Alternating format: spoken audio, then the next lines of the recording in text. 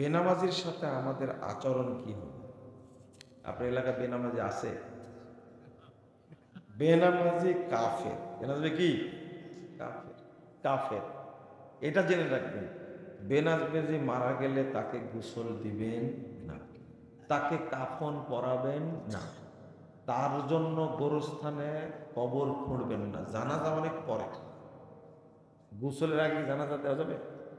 হ্যাঁ, কাফন পরার আগে জানাজা দেওয়া যাবে? তো গোসলই দেওয়া যাবে না, তাকে কাফন পরানো যাবে না। আপনি কিভাবে তার জানাজার প্রশ্ন করেন? চলবে না। এখন বলবেন যে কি করব ওকে? কুকুরের সাথে যা করেন। কুকুরকে কি করেন? কি করেন? কুকুর মারা গেলে কি করেন? হয়নি?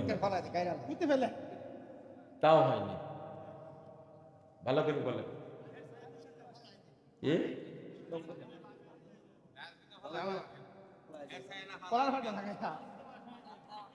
হ্যাঁ, কি বলছে ছেলেটা? উত্তর হয়নি। উত্তর হয়নি।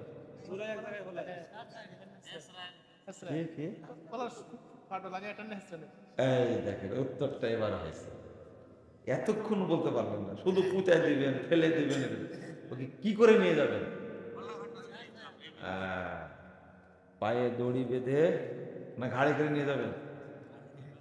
হ্যাঁ, কুকুর মরে গেছে, ঘাড়ে করে নিয়ে যান নাকি? ঠ্যাঙ্গে দড়ি লাগায়া ছেঁচড়া নিয়ে যায় ওই জায়গায় দাফন করেন যেখানে মানুষ যায় না। ঠিক বেনামাজিকে এই আবার আমি তো নিজেই বলছি, আপনি টেনশন করছেন কেন?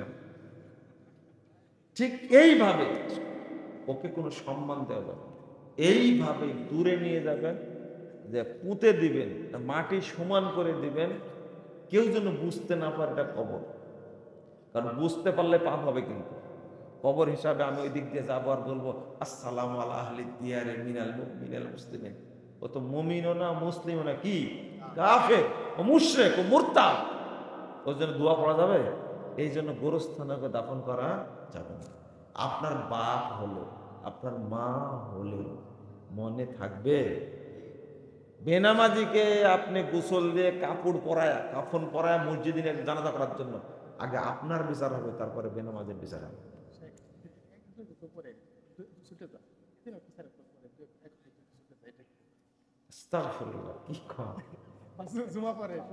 একটা লোক নিয়মিত নামাজ পড়ে, ভালো করে শুনুন, নিয়মিত নামাজ পড়ে, কিন্তু একদিন ইচ্ছা করে জহর সালাতটা পড়তে পারেনি, এখন আসরের ওয়াক্ত হয়ে গেছে, ও কাফের হয়ে গেছে। বহু বিদ্বান বলছেন।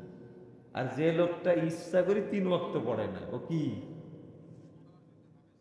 বলেন? এর উত্তর দেওয়ার দরকার আছে? নামাজ পড়ে লোকটা, কিন্তু কোন একদিন ইচ্ছা করে গল্প গুজব করতে করতে জহরের সালাতের টাইমটা পার হয়ে এখন কি হয়ে গেছে, আসরের টাইম চলে আসছে, এখন কাফের। ওকে তওবা করতে হবে, করে আসর পড়া লাগবে আর জহর পড়া লাগবে। সালাতের দাম এইরকম, বুঝেন? যারা শুধু রমাজানে নামাজ পড়ে, রোজা করে, এরা মুসলিম না, এরা কাফের। যারা শুধু 2 ঈদ পড়ে, এরা হলো ছেঁচড়া কাফের। মুসলিমদের গোরস্থানে বেনামাজি দাফন করা যাবে কি? দেখেন, কিন্তু এখন বলবেন যে ওরাই তো গোরস্থানের মাটি দিছে, এখন কি করে, তাই না? এটাই তো বলবেন। আমি বলবো সাইনবোর্ড দিয়ে দেন, এটা বেনামাজিদের গোরস্থান, আর একটা করেন নামাজিদের গোরস্থান, এটা করেন, এটা খুব সুবিধা হবে। কিন্তু বেনামাজির ব্যাপার না, আপোষ করা যাবে না। বেনামাজির জবে করা কোনো গোস্ত খাওয়া যাবে না। গরু ছাগল জবে করেছে বেনামাজি, এটা কিন্তু অপবিত্র হয়ে গেছে। কি হয়ে গেছে বুঝেন না মনে হয়? গোস্তটা কি হয়ে গেছে? অপবিত্র, খবিস হয়ে গেছে। গোলাম আগের মধ্যে খবিস, এটা খাওয়া যাবে না। তবে ইহুদি খ্রিস্টান এরা মুশরিকরা যদি জবাই করে, তাহলে বিসমিল্লাহ বলে খাওয়া যাবে। কি করে? ওরা কিন্তু মুরতাদ না, কিন্তু বেনামাজি কি মুরতাদ, এ বেশি খারাপ।